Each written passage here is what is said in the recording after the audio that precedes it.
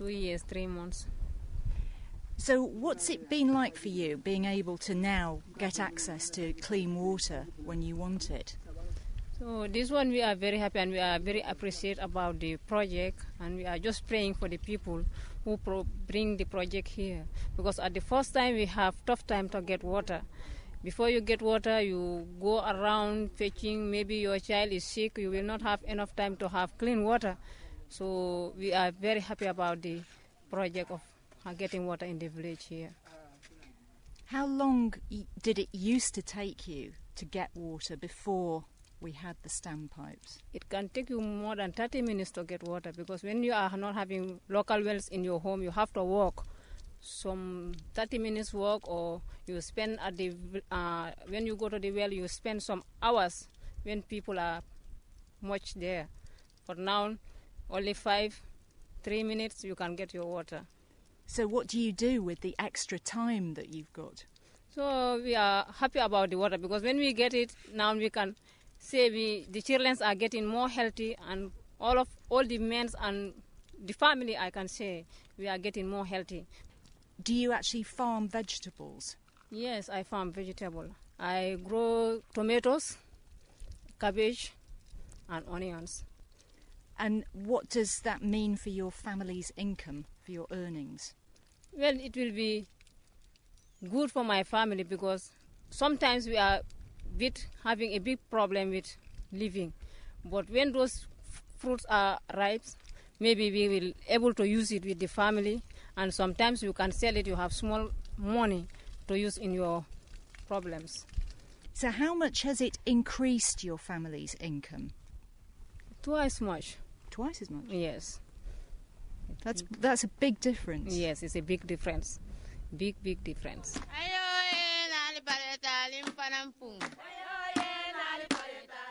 Now the village and its vegetable crops are expanding. I'm told everyone wants to come and live here. It is a testament to the work done by the charity People in Need Gambia.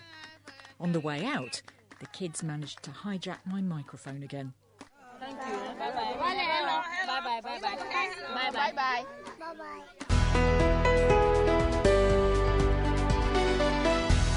You're listening to Business Daily from the BBC with Leslie Kerwin.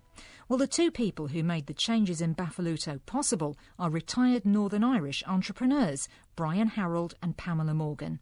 They first came to the Gambia as tourists, and on a guided walk they saw smoke rising from Bafaluto. They walked into the village and were shocked by the stark poverty of the place.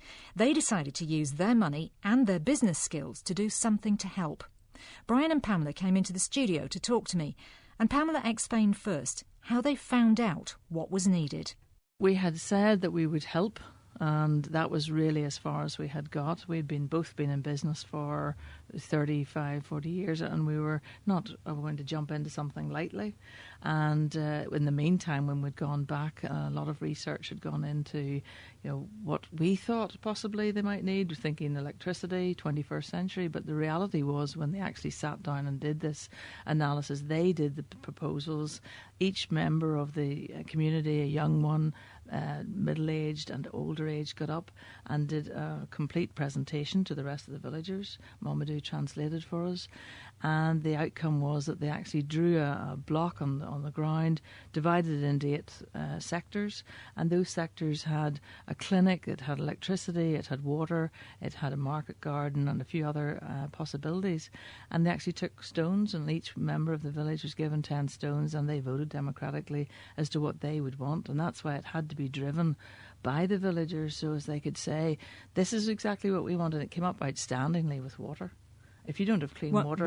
Why do you think it was water? Because suddenly then you started to realise that our opinion, and the outside world looking in is thinking electricity, well, and so you would have fridges, but if you haven't got a fridge and you haven't got any money, these people don't have any money. When the boats float, they haven't got a boat. So it's difficult for us to get your mind round that when you get up in the morning, all they're trying to do is survive. It's not really living as we would know it. It's more survival.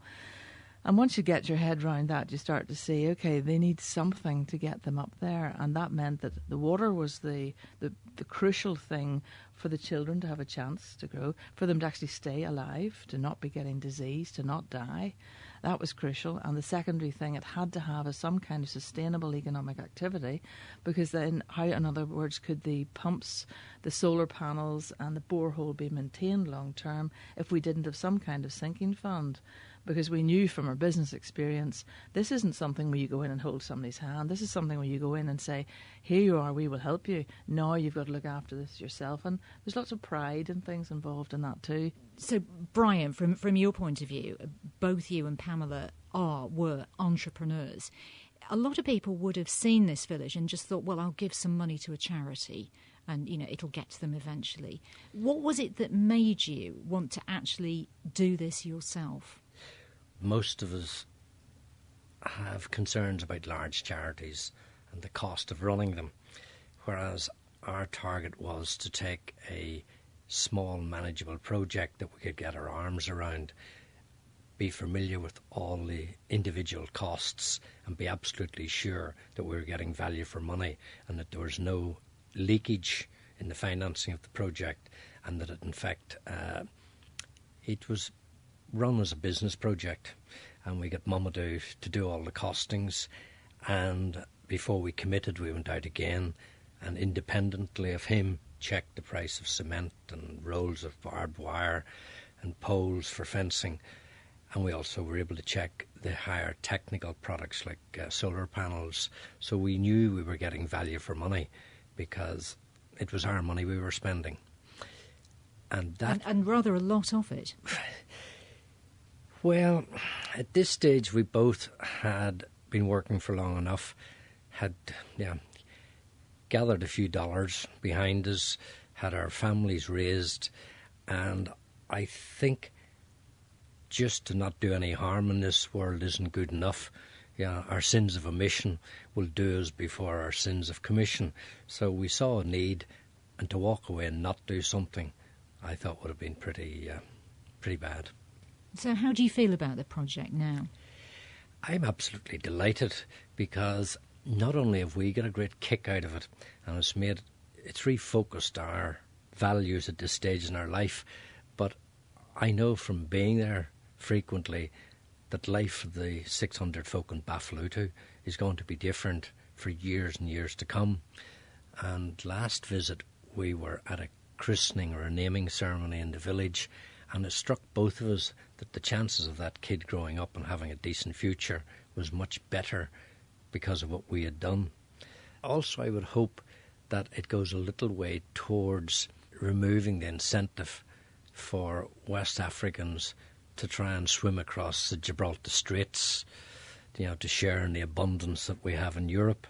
And instead of building fences to keep them out, if we spent some money generating activities in their home villages and homelands, I think there'd be less incentive for them to try and get into Europe, because I've met loads of them in southern Spain, and without exception they all would prefer to be at home. I think that's also our contribution towards reducing the unwanted emigration into Europe, even though I don't think it should be unwanted. Brian Harold and Pamela Morgan.